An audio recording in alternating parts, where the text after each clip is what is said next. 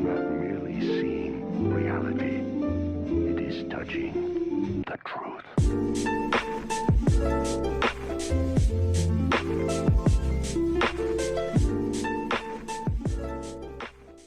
What's going on, everyone? Welcome back to Chronic Gamer. My name is Matt, and this is my final thoughts and a redirect for episodes 44, 45 through 48. So go ahead, click the link in the description, check that video out, come back here after you're done, and let me know what you think in the comment section.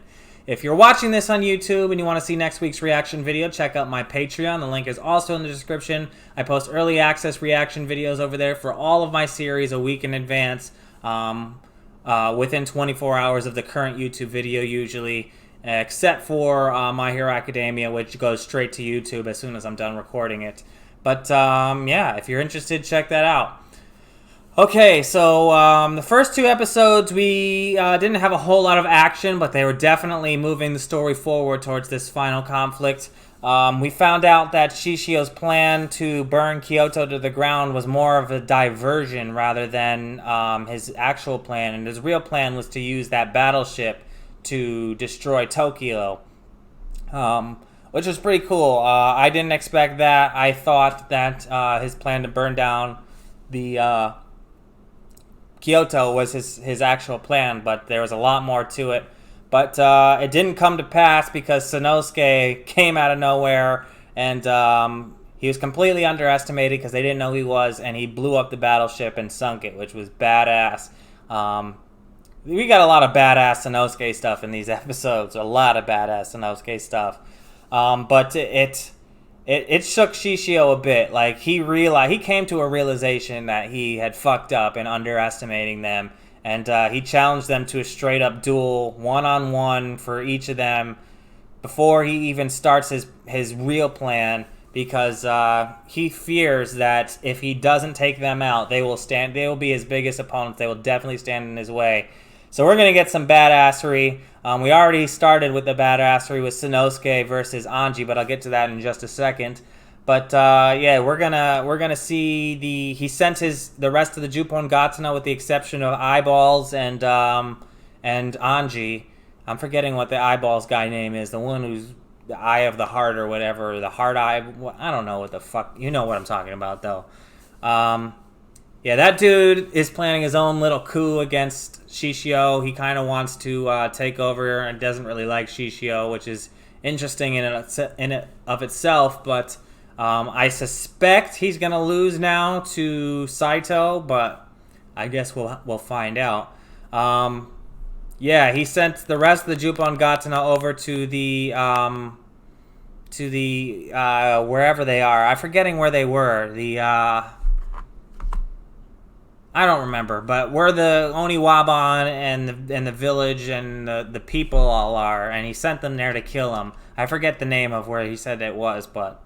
You know, that's not surprising. I forget a lot of the names of stuff in this in every series I watch, to be honest.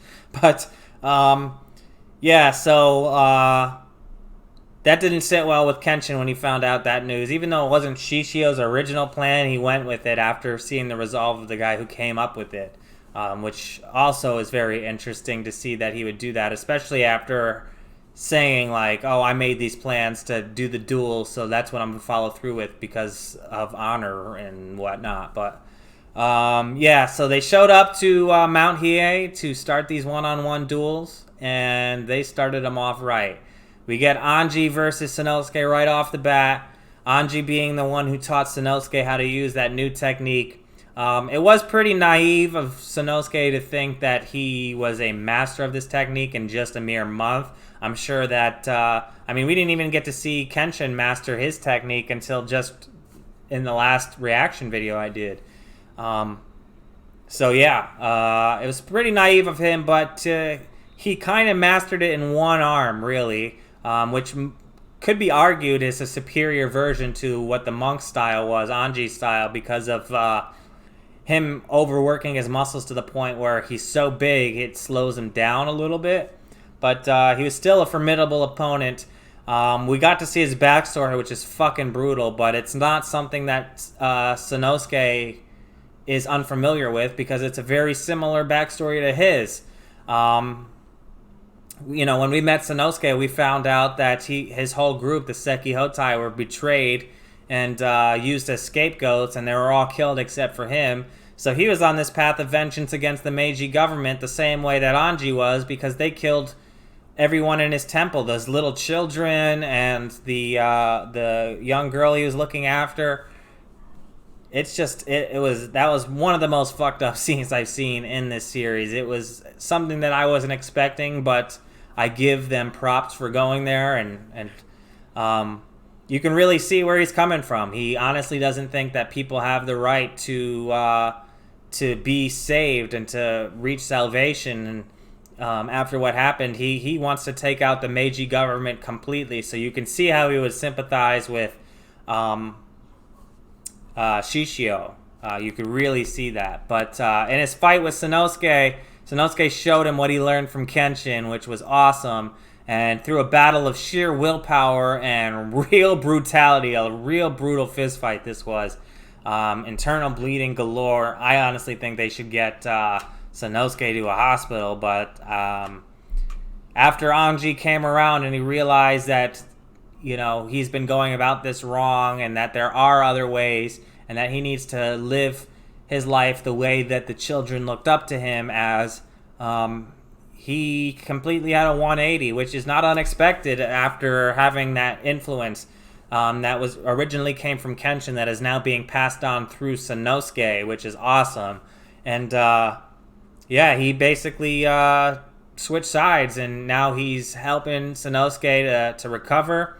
And they've moved on to the next round, and we'll get that in the next reaction. But this is going to be fucking awesome.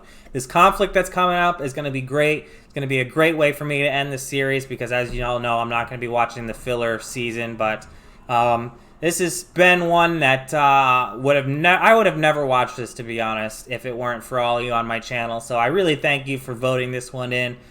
This would have totally fell under my radar if I had not started this, and I'm glad that I get to experience it with all of you. So thank you. Let me know what you think in the comments section, and if you haven't already, like and subscribe. And until next time, I'm Chronic Gamer. Peace.